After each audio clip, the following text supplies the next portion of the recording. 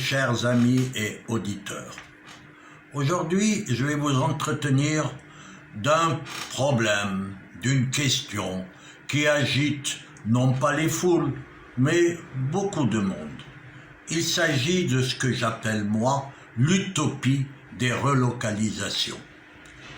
Vous savez, lorsque la peur règne, la recherche d'un ou plusieurs responsables devient une quête existentielle. On va chercher le bouc émissaire le plus loin possible, sans surtout se remettre en question. Pensant conjurer le sort, on déclare également avec une sincérité évidente, plus rien ne sera comme avant.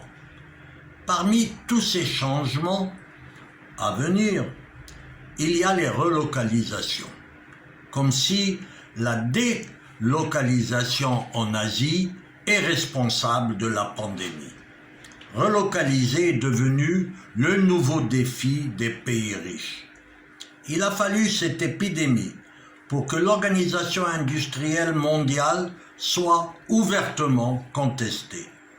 Des experts autoproclamés ou tout simplement incompétents déclarent doctement qu'il faut relocaliser toutes les productions.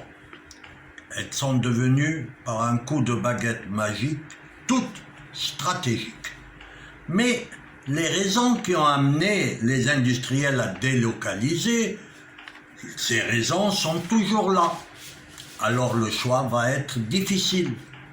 Une démondialisation de la production vers les pays d'origine va imposer, du fait des salaires élevés, une robotisation poussée et accélérée, donc peu d'emplois créés, une baisse de la compétitivité sur le plan international et une baisse du pouvoir d'achat au plan national du fait de l'augmentation des prix de revient.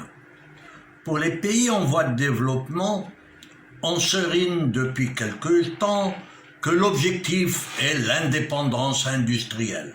Une autre utopie qui va se heurter au manque de compétences et va se trouver limitée à des productions à faible valeur ajoutée. La vraie clé du pouvoir économique est la recherche. C'est ces chercheurs et concepteurs qui ont permis les révolutions industrielles. La Chine est devenue l'atelier du monde qu'à partir du moment où elle a donné la priorité à la qualité en s'appuyant sur ses chercheurs et concepteurs. C'est leur travail qui découvre les solutions adaptées aux nouveaux défis en mettant à mal les convictions dépassées. Aujourd'hui, le défi de l'Occident est de concevoir non pas des relocalisations industrielles, mais une nouvelle forme de l'industrie à forte valeur ajoutée, créatrice d'emplois, responsable et citoyenne. La nouvelle révolution industrielle est là, avec le développement du numérique et de l'intelligence artificielle. Les entrepreneurs ne doivent pas être passéistes. Ils doivent se projeter dans l'avenir avec les risques qui font partie de leur destin. Contrairement à ce que l'on entend d'ici et là, cette crise n'invite pas au repli sur soi, mais au contraire à une coopération internationale toujours plus poussée et dans tous les domaines, économiques, scientifiques, culturels. La crise sanitaire a souligné ces nécessités. Des relocalisations éventuelles ne peuvent être envisagées que comme un stimulus pour la conception de nouveaux écosystèmes industriels dans lesquels rentabilité, responsabilité sociale et soutenabilité font bon ménage.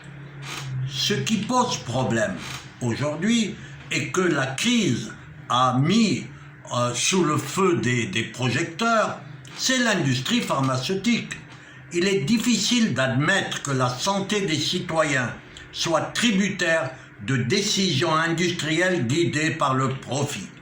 La puissance financière de l'industrie pharmaceutique est telle que toute la communication scientifique est totalement biaisée et orientée. L'industrie pharmaceutique, ou tout du moins certains pans de cette industrie, doivent être nationalisés, comme il a été fait pour des pans entiers de l'industrie de l'armement. À demain, si vous le voulez bien.